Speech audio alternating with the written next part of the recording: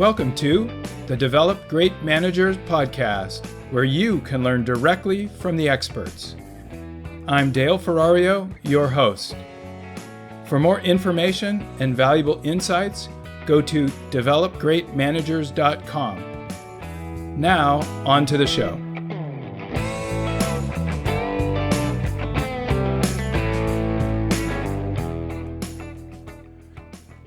Hi, and welcome to another Develop Great Managers podcast. This week, I'm interviewing Laura Ortman.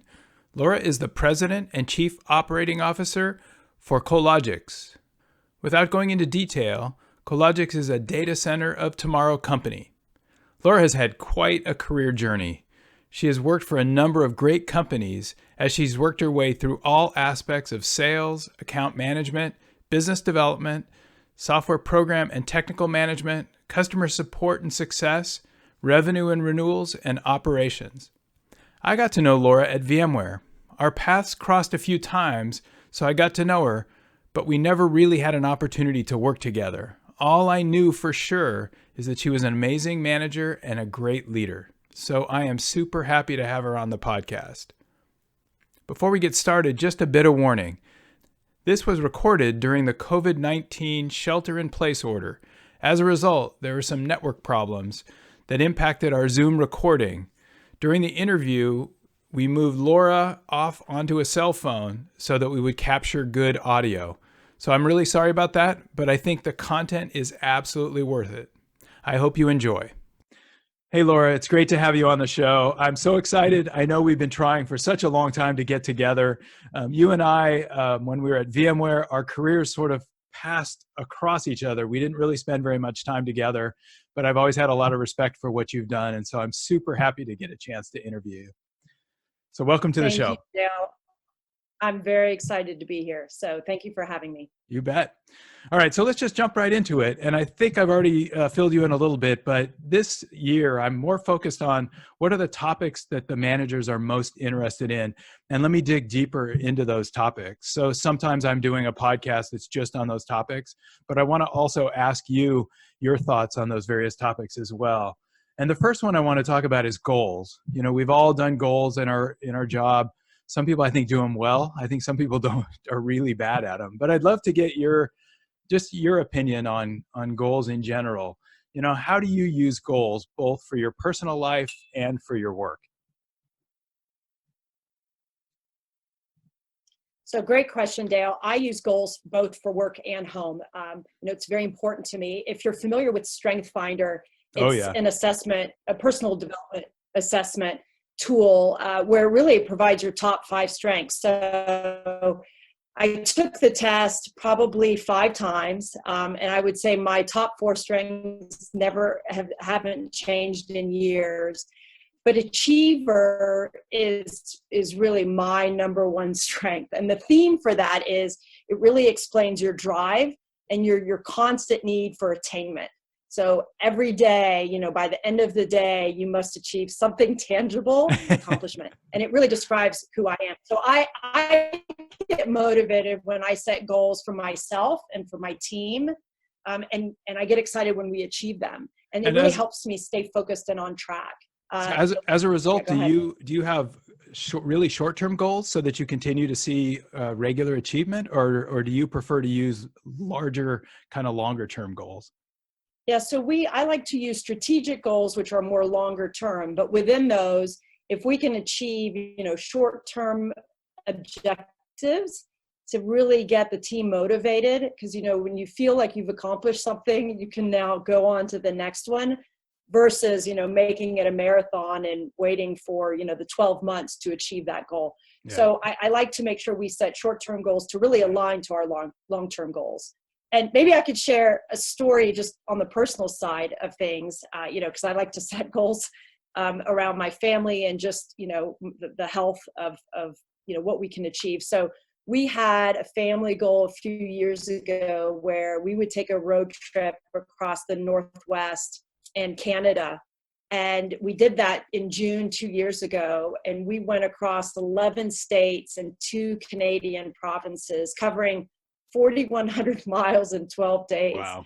It was the best family vacation that we had. We captured so many memories, and, we accomplished goals along the way. So we just always felt like we achieved something throughout the trip. And to this day, we just keep talking about it. So that's just a great example on the personal side where it was something that we tried to achieve as a family, and we did it.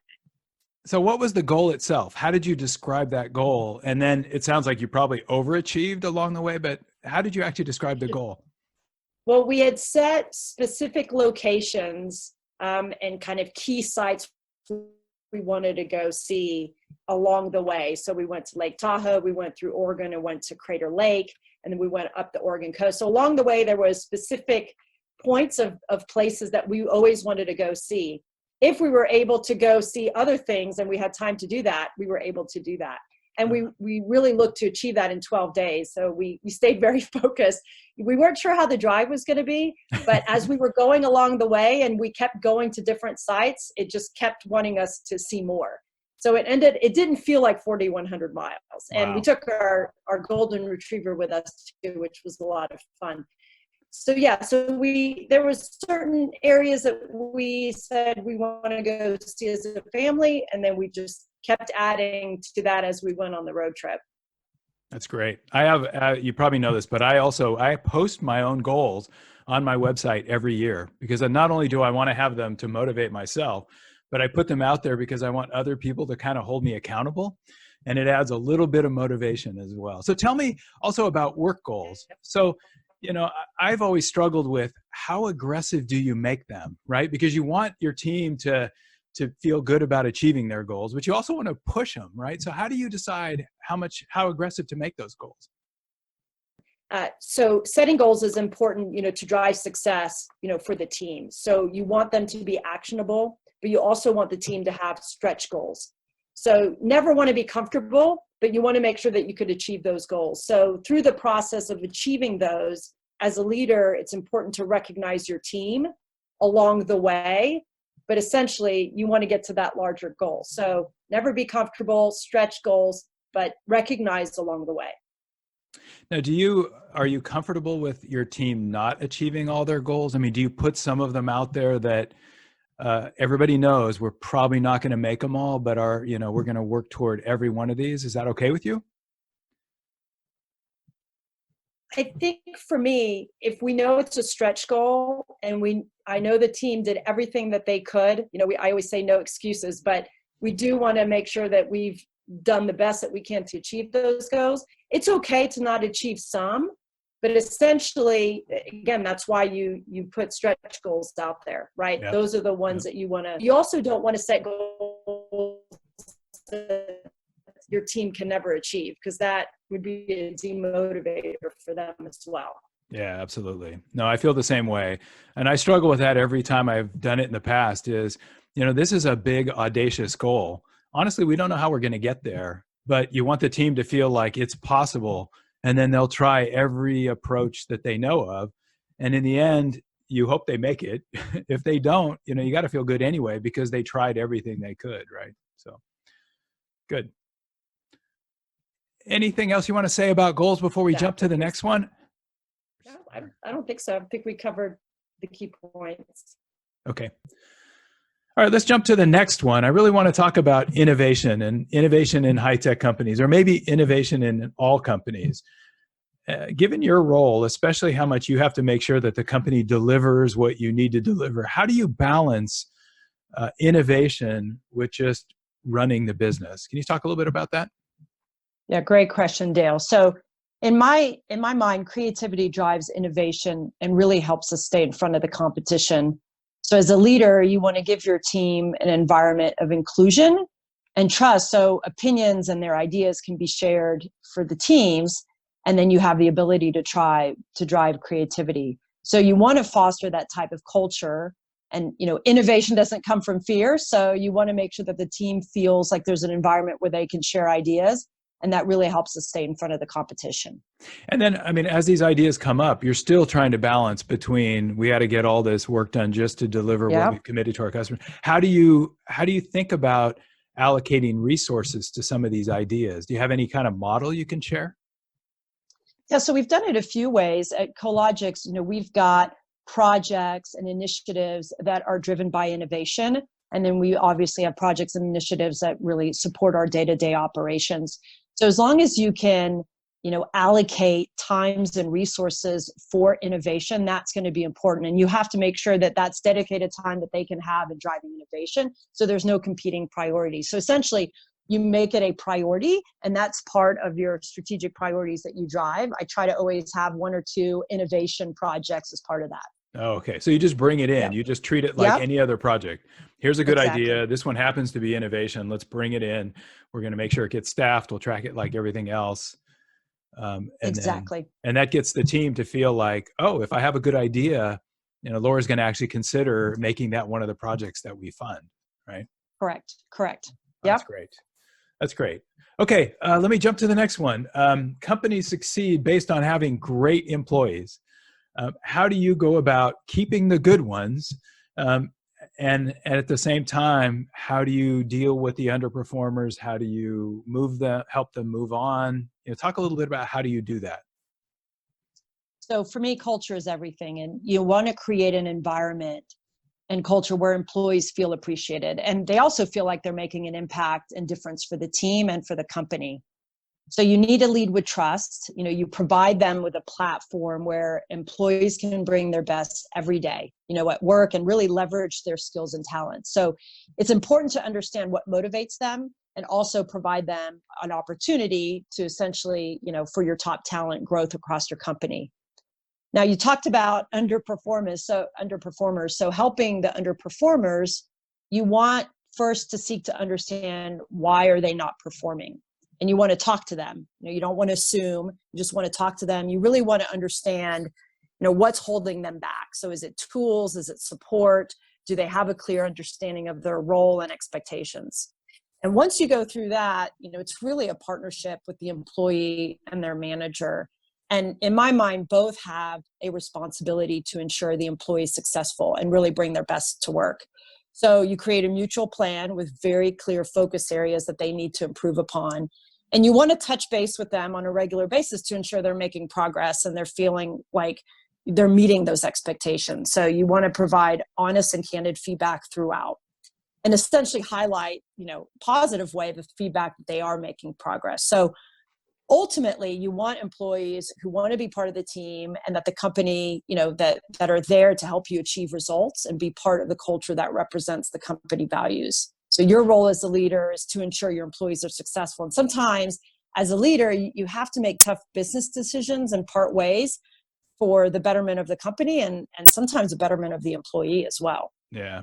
Well, there's a bunch of things you said that I really liked. The first one was, seek to understand. I think that's a really compassionate way, to help somebody who's not performing is really to spend the time and understand why. And I think that probably gives you the level of trust that you can have a conversation that's more blunt than you would have otherwise been able to have, because they feel like you're actually on their side, right? You're not just coming and saying, you're not doing this, you're not doing this. You're spending that time. That's really good. At the end of that, you talked about it might be advantageous for that person to leave both for you and for them.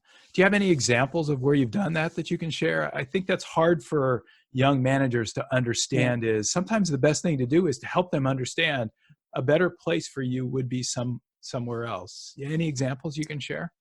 Yeah, I have an example. It was probably earlier on in my career, and I had an employee that, wasn't achieving the results. I mean, they knew what the expectation was. Honestly, I think they were just burned out. They had been at the company a long time, it was, I think, over 7 years, and they really needed a change. And unfortunately, when, during that time, we didn't have any new positions or new roles for them to get into. And so when I asked them what motivated them, it really didn't align with the role that they were in.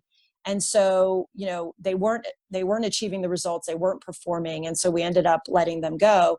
And about a year later, that employee calls me and said they were much happier and it really gave them the opportunity to take a step back and think about their career. And she said, I'm glad that this decision was made because I'm happier in a different role. And I didn't realize because it was more of kind of that level of complacency that she was in. Yeah. So as hard as it is sometimes at later on, and you do it in a respectful way, later on they come to realize, okay, that was the best for me, and it was the best for the company as well. Yeah, and I think sometimes they get into a situation where they feel like, if I leave, I've failed. Right. And, if you can help Right. them over that hurdle and say, look, this is maybe not the best job, or you're not excited about it, or you seem like Right. you're better at these things. I've had a number of cases where they just left on their own. As we talked about it, we said, keep working hard, but maybe you should go look for something else. Exactly. That's good. That's good. The other thing you also mentioned is kind of that process you run through where you're regularly checking in. Do you tend to document that and run it as a performance improvement process, or do you just do that informally as you're working with the individual? I think it's both. And I think it also depends on the situation. So if I feel like they're making progress, I'll obviously give them praise, because again, you want to highlight the positivity in the work that they're doing. And you want, others to see that as well. So depending on the situation and what they're achieving.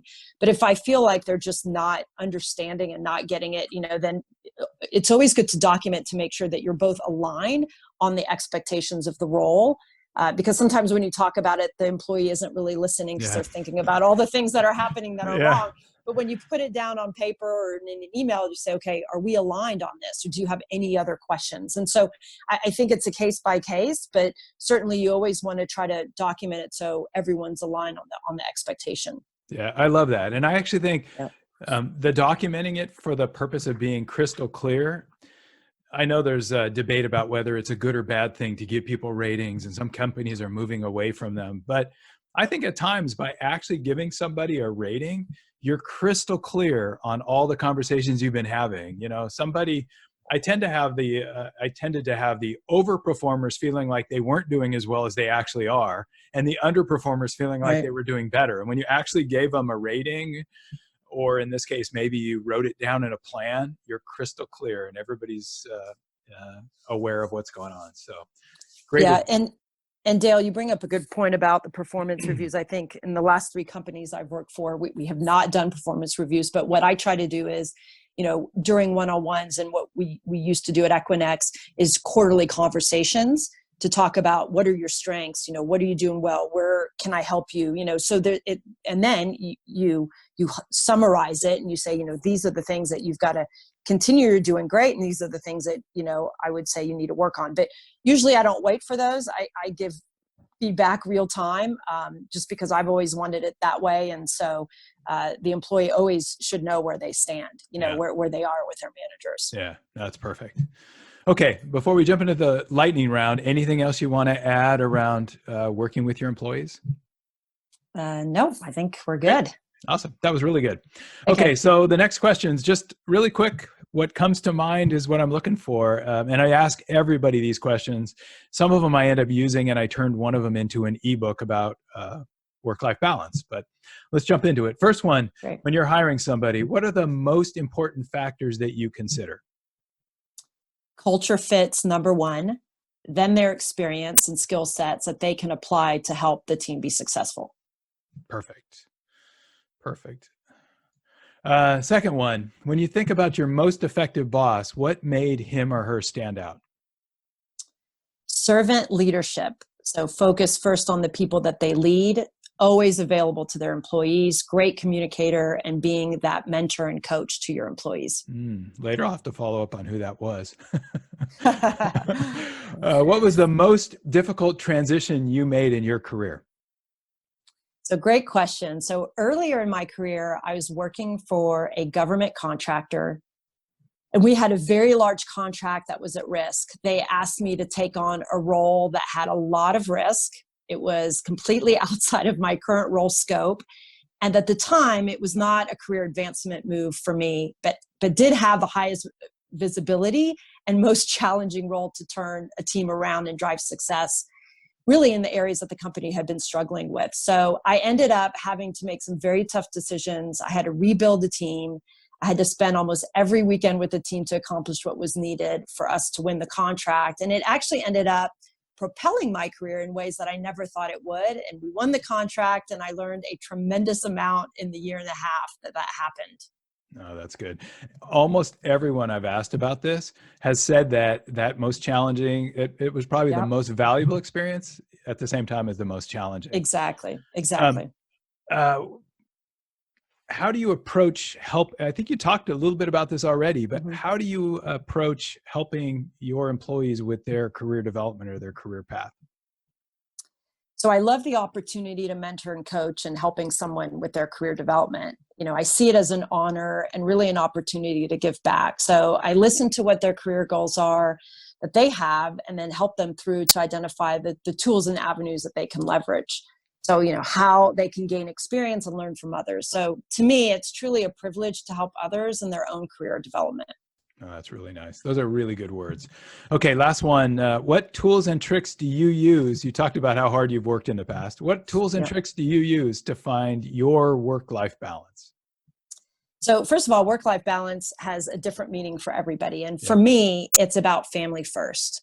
So there's certain key events, whether it's birthdays, anniversaries, school commitments, sporting events, in my family's life that I don't miss. And there are certain times that I need to focus on work. So I balance that every day and every week. It's an ongoing focus. I also try to ensure that I have time for me and to focus on my health and well-being. So I use my calendar to block time for this, but work-life balance is unique to each individual. And that's what it means for me. That's perfect. And I bet you set different goals for yourself, for your work life, for your personal life, for your Exactly. And you'll laugh because I got a Peloton in December, and man, from a goal setting perspective, it is brilliant. So I'm loving it. Good. I'm very addicted. Yeah. That's good. Well, thank you, Laura. This has been great. I know we had a little choppiness in some of the recording along the way, but I think your advice is so valuable. Thanks for the time. Thank you, Dale. Thanks for having me. Thank you so much for listening. If you like what you heard, there are more podcasts available on developgreatmanagers.com, on iTunes, or wherever you get your podcasts. And if you have time, please post a comment, or better yet, please write a review. Talk to you in the next podcast.